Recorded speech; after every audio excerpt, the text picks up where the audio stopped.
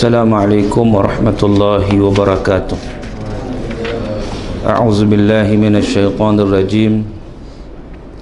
Bismillahirrahmanirrahim. Alhamdulillahi rabbil alamin.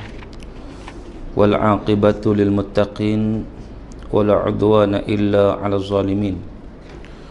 Asyhadu an la ilaha illallah wahdahu la syarikalah. وأشهد أن محمدا عبده ورسوله أدى الأمانة وبلغ الرسالة ونصح الأمة وجاهد في الله حق جهاده وتركنا على المهجة البيضاء ليلها كنهارها لا يزيغ عنها إلا هالك ونصلي ونسلم على النبي الأمين وعلى آله وصحبه أجمعين سبحانك لا علم لنا إلا ما علمتنا إنك أنت العليم الحكيم رب اشرح لي صدري ويسر لي أمري واحلل عقدة من لساني يفقهوا قولي أما بعد. Tuan-tuan muslimin dan muslimat yang dirahmati Allah Ta'ala sekalian, alhamdulillah, sama-sama kita panjatkan kesyukuran kita kepada Allah Subhanahu wa Ta'ala. Kalau pada malam yang berbahagia ini kita dapat bersama-sama berada di dalam majlis ilmu yang mana mudah-mudahan InsyaAllah majlis ilmu kita diberkati dan dirahmati oleh Allah Ta'ala. Dan tuan-tuan yang dirahmati Allah, sebagaimana biasalah, saya buka ruang kepada tuan-tuan. Kalau siapa nak tanya soalan, boleh SMS kan kepada saya di talian 019 324 1364.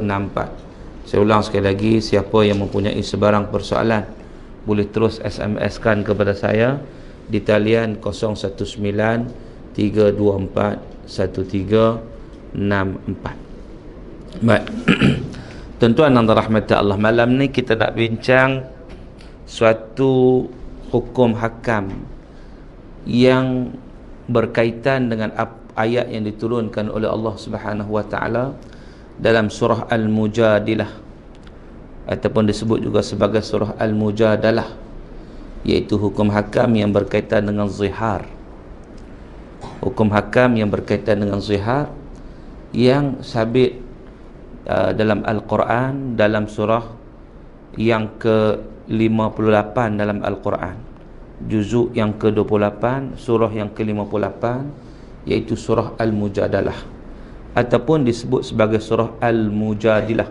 Kebanyakan ulama tafsir dia kata Al-Mujadilah, sebab Mujadilah itu merujuk isim fa'il kepada wanita yang berdiskusi dengan Rasulullah SAW untuk mengetahui suatu hukum apabila berlaku kepadanya sesuatu yang pertama kali berlaku dalam Islam, iaitu zihar.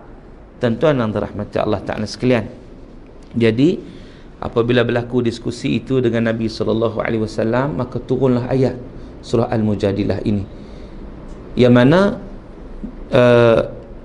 dia kisah ini, tuan-tuan, kalau kita tengok, dia berlaku kepada seorang wanita nama dia Khawlah binti Tha'labah Al-Khazrajiyah, daripada Khazraj, iaitu golongan Ansar, yang mana beliau ini, kalau kita tengok, satu hari beliau telah dizihar oleh suaminya, iaitu Aus bin Samit, yang mana pada satu hari Aus dia dah macam mana, ada satu kes lah, dia marah kepada Khawlah.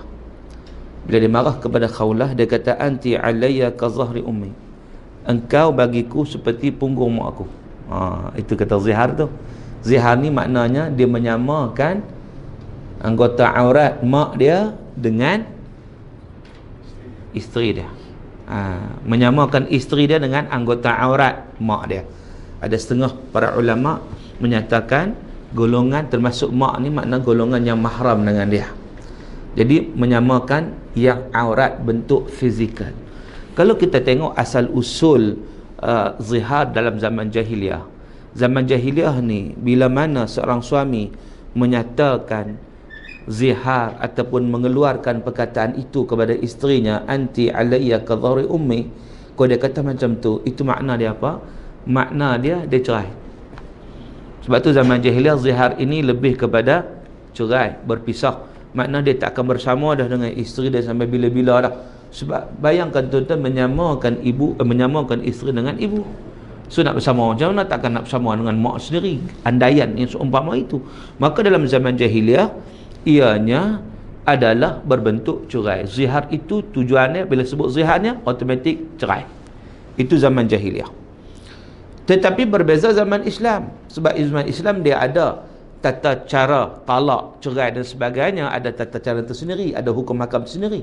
Tetapi bila mana zihar ini kali pertama berlaku pada Khawlah, yang mana suami dia kan, dia zihar isteri dia tadi ni, anti alayya kadhal ummi, tadi disebut tadi kan, kau macam punggung mak aku tadi. Lepas tu tiba-tiba dia menyesal, ya Allah silap dah aku kata macam tu kan. Kemudian pula dia berkehendak kepada Khawlah, dia nak bersama dengan Khawlah, tapi Khawlah tak mau. Khawlah tolak, Khawlah tak terima. Khawlah menyatakan, demi Allah yang nyawa aku berada dalam kekuasaannya, engkau tidak boleh mengadakan hubungan denganku sedangkan engkau telah mengatakan apa yang engkau katakan tadi. Hang dah sebut, hang zihar kat aku dah, hang kata aku macam tu, sampai umpamakan aku dengan private part lah, kita kata private part mak kamu, tiba-tiba kamu nak bersama dengan aku. Aku tak redha, aku tak terima, sehingga aku dapat jawapannya daripada Allah dan Rasulnya. Itu yang kata Khawlah.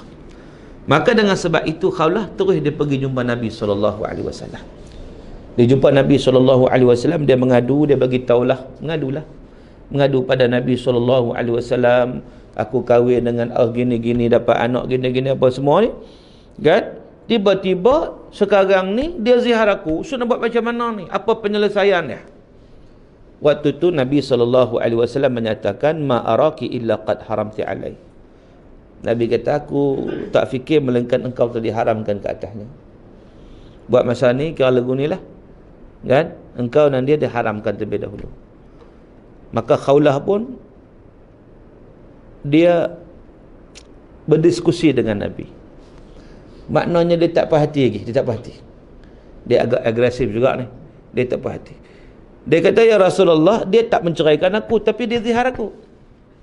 Dia tak cerai, tapi dia zihar. So macam mana? Nabi SAW, Nabi pun menunggu juga wahyu daripada Allah kan. Lagi tak ada wahyu, Nabi kata macam aku kata tadi, buat masalah kira kamu dengan dia tak boleh kan.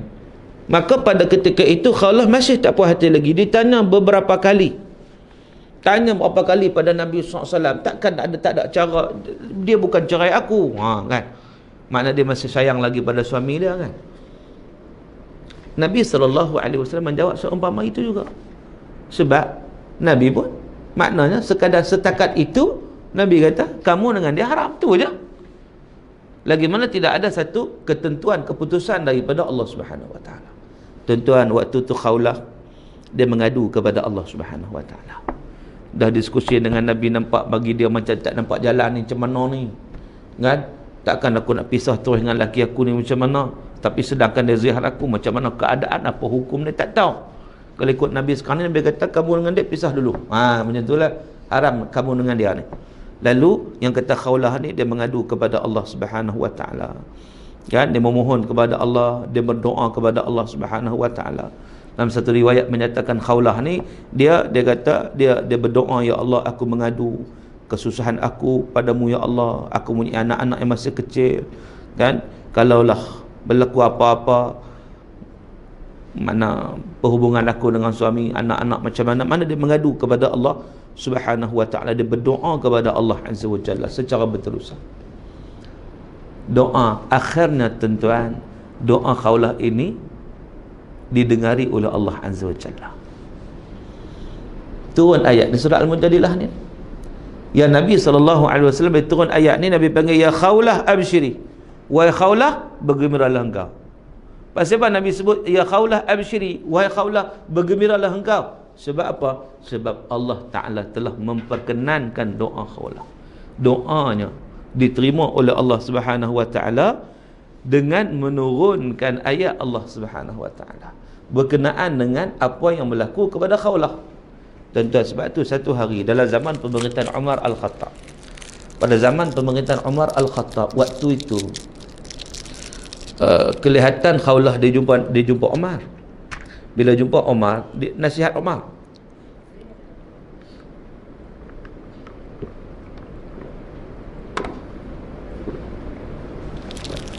Dia nasihat Umar lama. Umar tunduk, dia dengar je.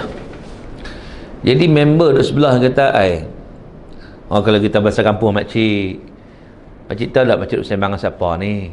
Kan? Lama sangat orang kata, kalau orang kampung lah, duduk merepek lama sangat ni. Kan? Orang kampung. Duduk ni Amirul Mukminin ni, Khalifah ni, Sayyidina Umar ni. Umar kata kepada sahabat dia, biarkan dia. Biarkan wanita itu menasihati aku. Aku akan dengar cakapnya. Walau lama mana pun dia bercakap, aku tetap akan duduk, aku akan mendengar. Aku berhenti solat, lepas tu aku dengar balik. Sebab apa? Takkan Umar tak dengar pada seorang wanita yang doanya didengar oleh Allah Subhanahu wa taala. Umar cukup kagum, tuan-tuan. Takkan Umar tak mau dengar seorang wanita yang dia ini doa dia, siapa dengar? Allah Ta'ala dengar doa dia. Doanya didengar di langit ketujuh. Doa dia diperkenankan oleh Allah Subhanahu wa taala. Ini Umar akan mendengar. Lama mana nak cakap lah. Tuan-tuan yang dirahmati Allah Ta'ala, itu Umar, seorang yang dia cukup jaga dari sudut apa keadaan apabila dia mengetahui bahawa wanita ini yang kata Khawlah ni bukan canang-canang. Sebab apa? Sebab doanya didengar oleh Allah Subhanahu wa taala. Sebab itu Nabi kata, ya Khawlah absyiri wa ya Khawlah, terimalah dan bergembiralah engkau dengan berita ini. Bila Nabi SAW membacakan ayat Allah Subhanahu wa taala dalam surah Al-Mujadilah ini, iaitu a'udzubillahi minasyaitanirrajim, qad sami'allahu qawlan lati tujadiluka fi zawjiha wa tashtaki ila Allah wallahu yasma'u tahawurakuma innallaha sami'un basir. Sesungguhnya Allah telah mendengar wanita yang mendebat engkau ya Muhammad, yang telah berdiskusi dengan engkau ya Muhammad tentang suaminya dan mengadukan halnya kepada Allah, dan Allah mendengar hiwar ataupun komunikasi antara kamu berdua. Sesungguhnya Allah Maha mendengar lagi Maha melihat. Allah Ta'ala sebut dalam ayat ni, Allah tahu, Allah dengar. Wanita yang jumpa kamu Muhammad, wanita ni berbincang dengan kamu, berdebat dengan kamu tentang isu ni, tentang suami dia, dan dia juga wanita ini mengadu kepada Allah, wa tashtaki ila Allah wallahu yasma'u tahawurakum. Allah Maha mendengar segala bicara kamu berdua, kerana Allah Ta'ala maha mendengar lagi maha melihat. Allah Ta'ala sebut dalam ayat yang kedua, alladzina yudhahiruna minkum min nisa'im ma hunna ummahatihim in ummahatuhum illa allati waladnahum wa innahum la yaquluna munkara minal qaul wa zura wa innallaha la'afun ghafur.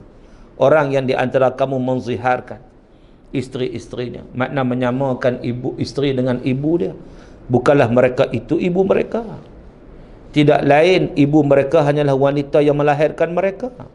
Dan sesungguhnya mereka sememangnya mengucap suatu perkataan yang mungkar dan dusta. Mana Allah Ta'ala sebut zihar ni benda yang tak elok, benda yang mungkar, benda dusta. Mana boleh nak samakan isteri dengan mak sendiri. Ni samakan zihar ni, maknanya samakan aurat, kita sebut tu fizikal. Kalau sama benda lain kau dipuji. Sebab kita sebut tadi bahawa asal zihar ni tujuan maknanya cerai lah, maknanya dia tak mau bersama dah dengan bini dia, sebab tu dia samakan dengan mak dia. Dia tak mau lah, seolah macam tu. Tapi kadang-kadang dia benda ni kadang berlaku dalam budaya orang Arab.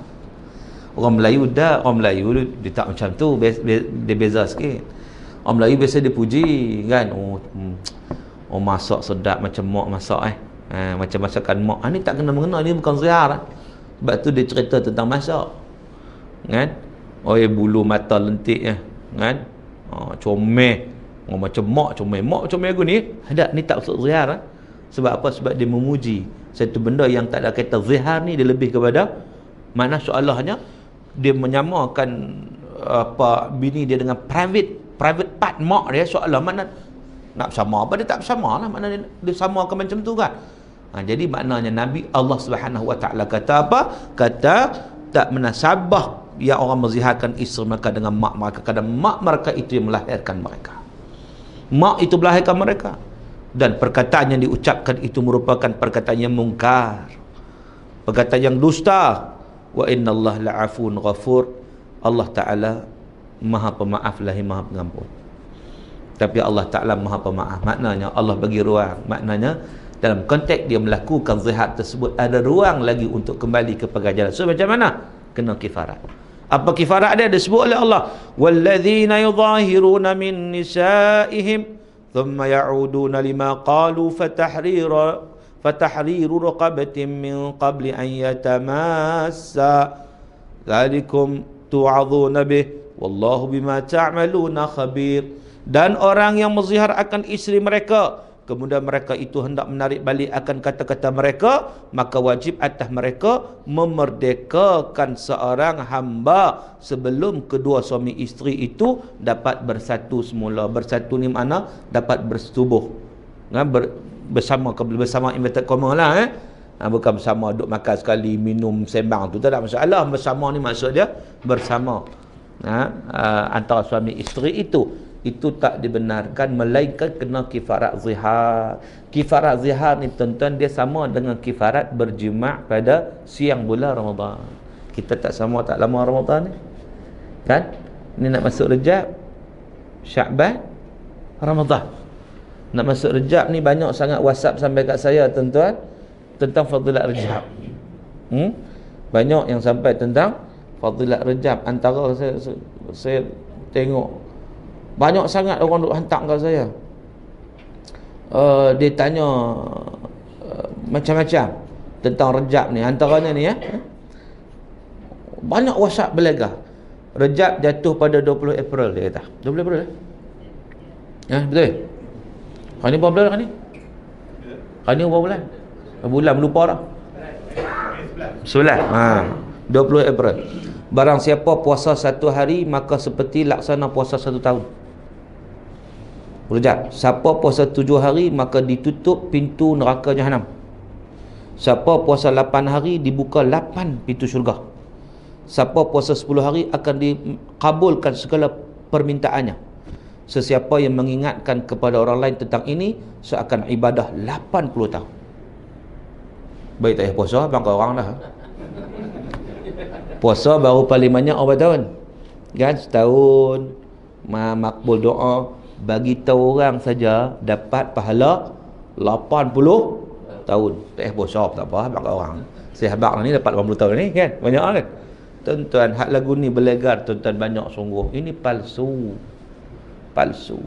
Banyak benda-benda palsu kadang-kadang berlegar dalam masyarakat kita. WhatsApp sekarang ni bahaya juga. WhatsApp. Sebab apa? Sebab orang kita pula satu hal, dia dapat apa informasi saja dia kena forward ke orang. Kononnya nak share, sebarkan. Kawan tak pun sebarkan. Sebar apa? Fatabayyanu dulu. Quran kata kan, bila sampai satu berita buat apa? Fatabayyanu, kena cek dulu, kena selidik dulu. Tak boleh pakai buta-buta aja, pakai terima dan sebar kepada orang, tak boleh. Banyak sangat benda-benda yang tak betul pada hari ni yang berlaku, yang tak kena. Tuan-tuan dan rahmat Allah Ta'ala sekalian.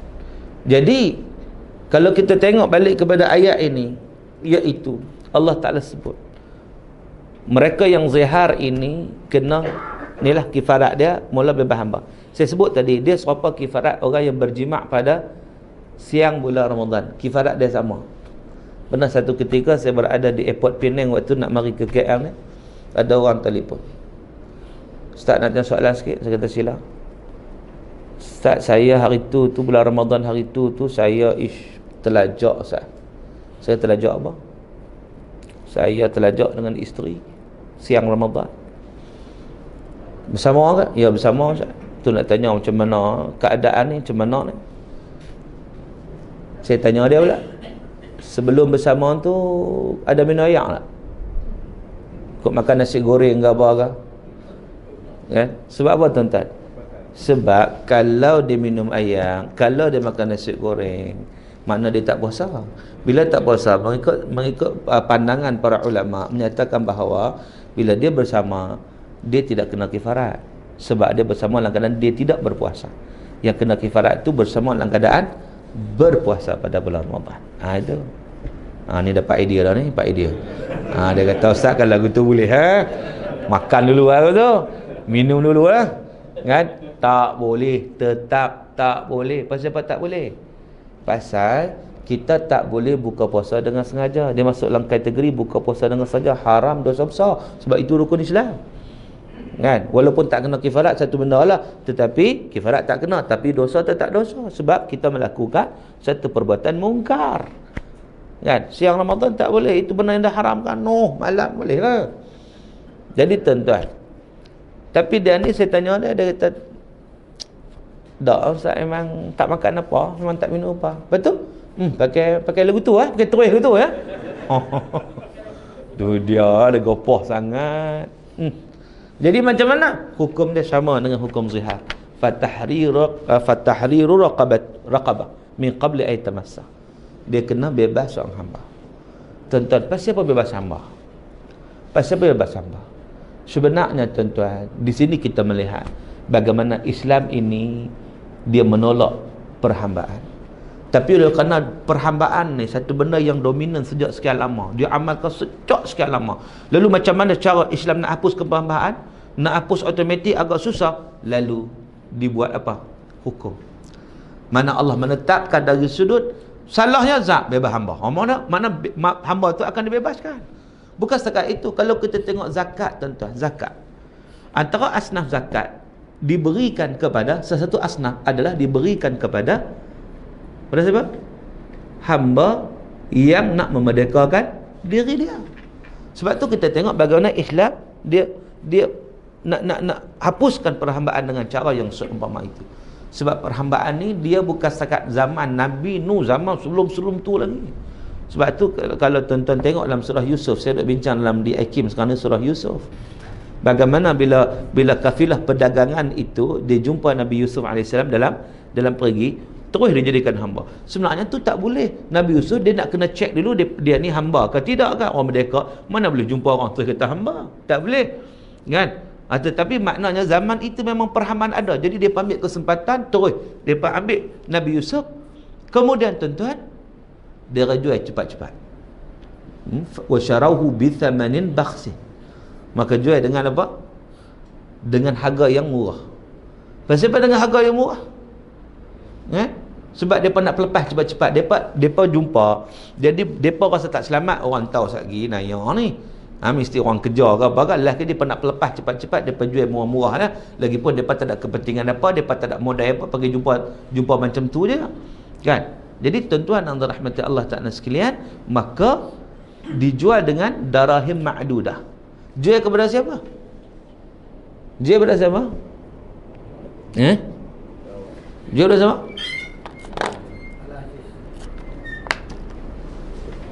Bedak lagi.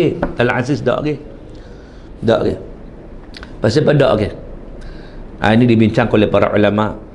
Sebab takkan Al-Aziz ni dia ni menteri, Perdana Menteri kan, orang kepercayaan raja, takkan nak beli dengan harga darahim ma'dudah rupa dirham ya.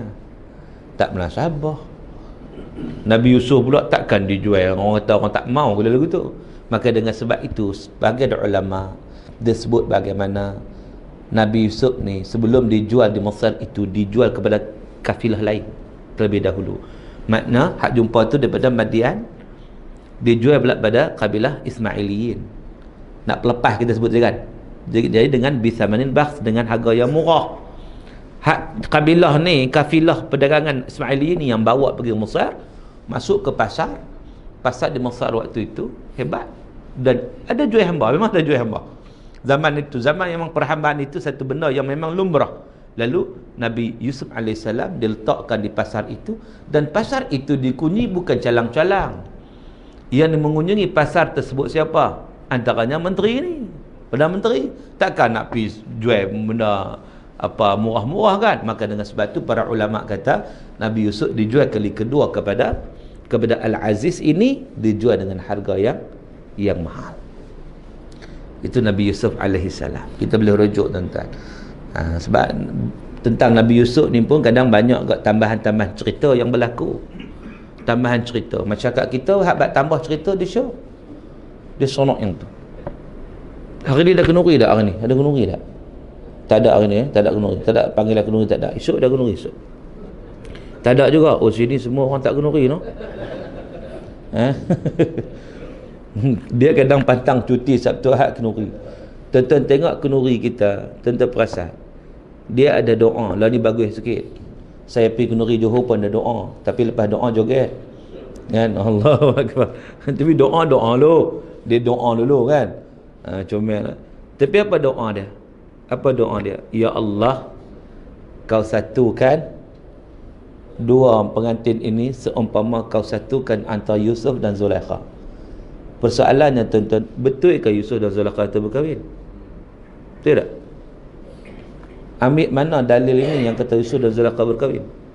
Ambil mana? Dalam Quran ada kah? Dalam Quran tak ada. Dalam Quran cerita Zulaikha itu yang disebut sebagai Zulaikha, disebut dalam Quran Imra'atul Aziz, isteri kepada Al-Aziz yang kata Perdana Menteri tadi. Quran sebut begitu, Imra'atul Aziz. Orang Arab kenal dengan nama Zulaikha kan. Tak apalah, nak kenal kita panggil Zulaikha. Dalam Quran sebut dia adalah isteri kepada Al-Aziz.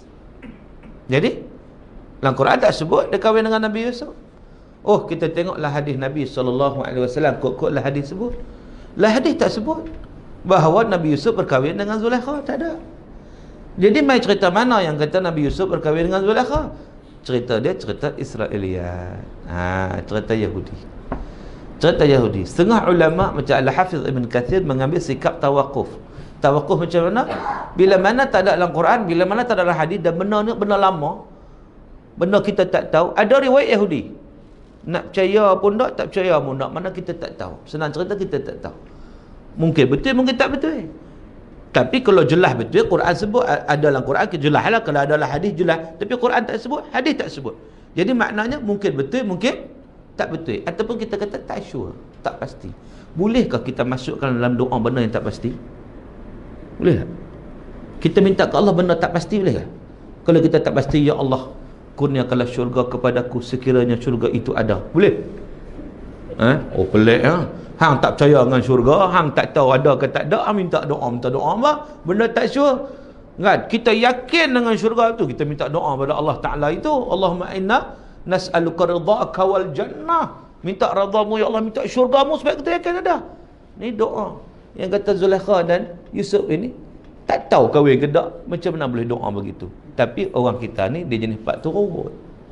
Kak-kak kahwin semua tulis lagu tu kan. Tu imam membaca dia kata kan, dia mengikut je. Sedangkan mana tu tidak ada asal usul. Bagi saya tak tahulah, walaupun benda ni taklah besar sangat, tetapi bagi saya benda tak clear. Tak payahlah banyak lagi benda clear nak doa ni. Tambah-tambah doa yang maksur untuk perkahwinan, barakallah ulakum wa jama'a bainakum fi khair, itu hak Mahizin ke menyanyi tu? Siapa? Mahizin ke? Mahizin ke? Barakallah tu kan. Itu doa, itu memang diajar oleh Nabi SAW. Ambil doa-doa maksur itu daripada doa-doa yang tak pasti, benda tak jelas, benda kan. Sebab cerita-cerita ni kadang-kadang banyak sangat cerita-cerita Israiliyat yang masuk yang banyak tak betul. Maka dengan sebab itu kita lihat bagaimana kita kena tapis supaya kita tidak terjebak dalam satu benda yang tidak benar. Balik kepada ayat Quran ini yang turun khusus menjawab persoalan Khawlah binti Tha'labah yang mengadu kepada Allah Ta'ala tentang bagaimana keadaan diri dia ni. Allah buat turun ayat ni, iaitu walladzina yudhahiruna min nisa'im thumma ya'uduna liman qalu fatahriru raqabatin min qabli an yatamassa dzalikum tu'adzuna bih wallahu bima ta'maluna khabir. Dan orang menziarahkan isteri mereka kemudian mereka nak tarik balik. Tuan-tuan, bukan semua boleh tarik balik ya. Nak tarik balik ni kena denda. Kalau talak tak boleh tarik balik. Kan, tak boleh tarik balik. Hatta talak ta'liq sekalipun. Ada orang dia geram kat bini dia, rajin sangat duk pergi shopping komplek kan. Balik rumah tak ada. Telefon nak mana? Tesco. Esok balik rumah tak ada lagi. Mana ni? Iron Big. Kan? Merata tak ada. Lah dia geram. Esok kalau hang keluar esok jatuh talak. Tu dia taklid tuan. Lepas tu dia rasa menyesal, bini dia memang kan dia duduk di rumah, esok keluar semua macam mana ni? Kan? Dia pun tak apalah, kira ai tarik balik nah. Tak jadi tak boleh, tetap jadi. Dia tak boleh tarik balik. Kan? Esok bini dia keluar suruh jatuh talak. Tu talak jangan main-main tuan. Talak dia bukan boleh benda main-main. Nabi SAW sebut bahawa thalathun jidduhun najid wa hazlun najid. 3 perkara bersungguh pun bersungguh, bergurau pun sungguh. Ni kita bulan April ni, ada orang balik rumah terus cerai bini dia, talak 3. Menangis oleh bini dia. Rupanya lelaki dia kata gurau je April Fool. Tu dia bergurau April Fool, mengarut betul. Sampai cerai talak 3. Sebenarnya jatuh sungguh talak tersebut. Kerana apa? Kerana Nabi kata bersungguh pun kira bersungguh, bergurau pun kira bersungguh. Tuan-tuan dan rahmat Allah Ta'ala sekalian.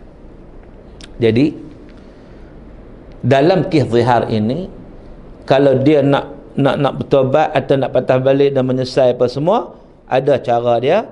Maknanya Allah Ta'ala kata wajib atas mereka memerdekakan seorang hamba sahaya, hamba sebelum kedua suami isteri itu dapat bersatu semula, bersetubuh semula. Demikianlah yang diajarkan kepada kamu dan Allah itu maha tahu mengenai apa yang kamu kerjakan. Itu yang pertama.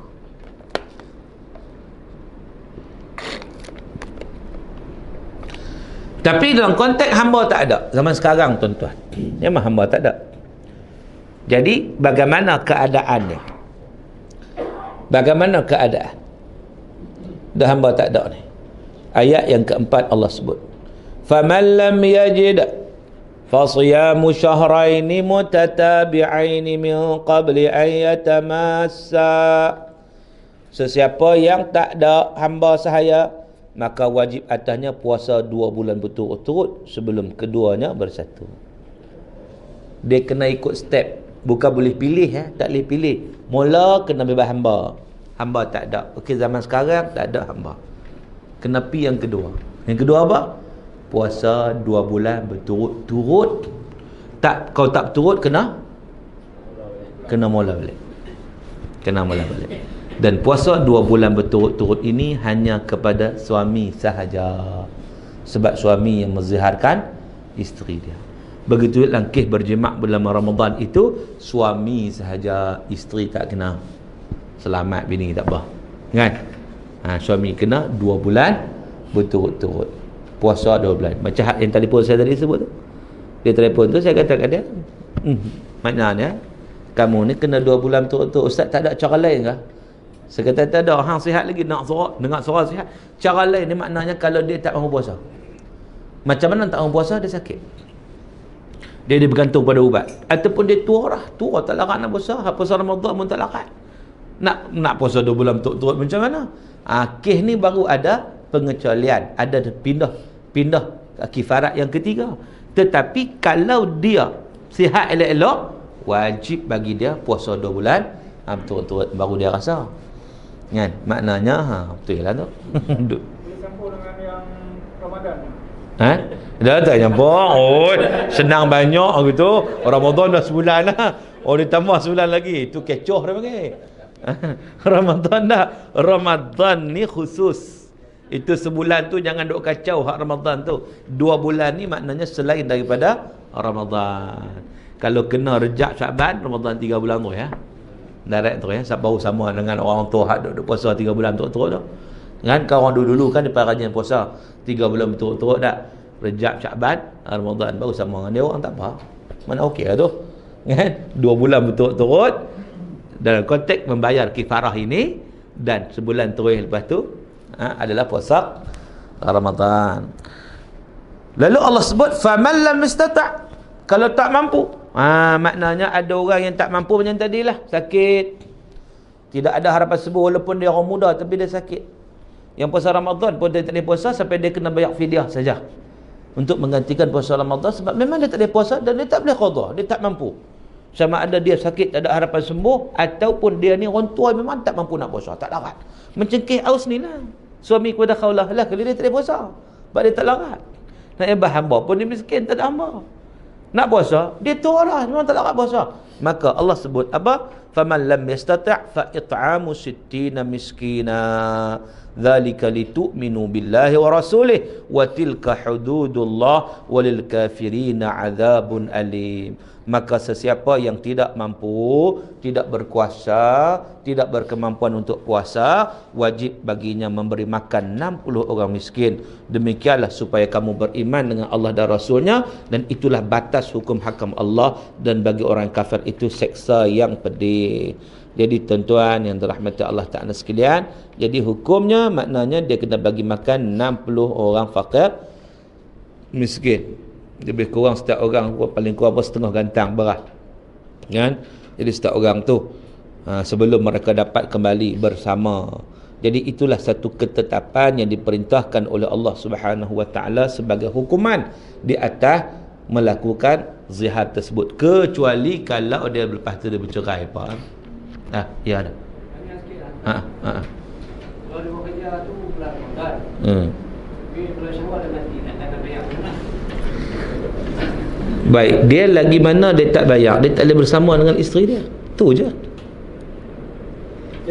Lagi mana dia tak bayar kifarat tersebut, dia tidak boleh bersama dengan isteri. Kalau bersama berdosa haram. Kalau dia tak bersama tak apa. Memang mati tak boleh bersama dah lah. Ya. Tak ada apa. Ada. Tak kena. Tak. Isteri tak kena bayar. Sama-sama buat tapi laki yang pergi cari. Bini dia tukang terimanya. Yang pergi cari siapa?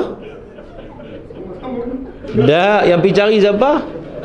Dia tengok yang tu dulu. Dia tengok yang tu. Dia tak kira sama tu, ya? Yang pergi cari siapa? Laki yang mencari. Dan hikmah juga sebenarnya, antara hikmah lah kalau kita fikir perempuan tak kena. Sebab kalau perempuan kena, boleh puasa 2 bulan betul-betul? Boleh tak?